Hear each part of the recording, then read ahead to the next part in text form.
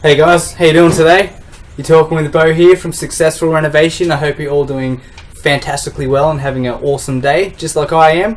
Today I'm going to teach you 5 things that you need to know before you purchase your tiles.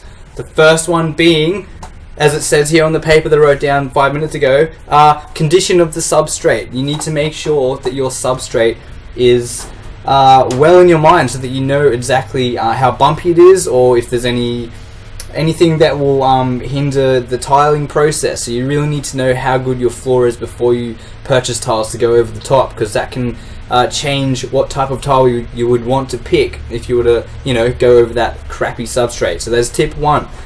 Tip number 2 is what size the tile is. So depending on how crappy the floor or good the floor is, lets you determine a better or worse quality tile to go on top of it as well.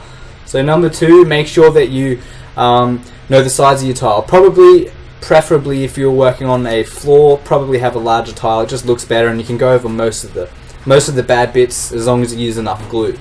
So tip 3, make sure you order extra. You never want to have not enough tiles. It's really does suck when you're getting through your tiling project or whatever it is that you're working on and not having enough of the material that you're using. So make sure that you order extra.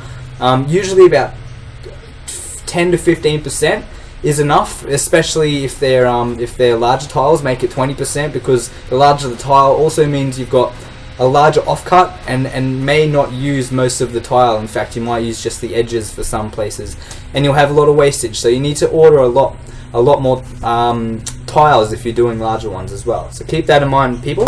Also, have a budget. I mean, that's pretty standard. I'm guessing you guys have a budget. I just want to reinforce that that's a really good idea, because you don't want to go there and then think, oh, these tiles are a little bit better, but then it turns out you could be spending a lot more for tiles that you don't really need to spend that much on. So make sure you stick to your budget.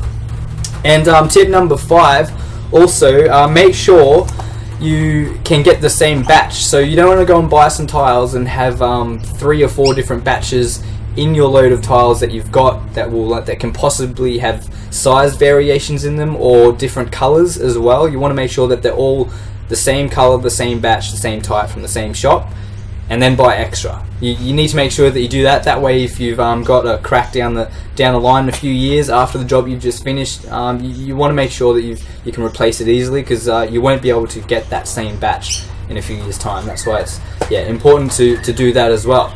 But there's the 5 tips, the 5 things that you need to know before purchasing your tiles. And look, guys, if you've liked this video, I hope that you have. Give it a thumbs up at the bottom of this, and also I'm going to throw in a free report as well. There's a link below that you can click on, and that'll teach you about how to repair tiles as well. So that's it for me today. So have a fantastic afternoon or morning, wherever it is that you are right now. Have a fantastic time, and I'll talk to you on the next one.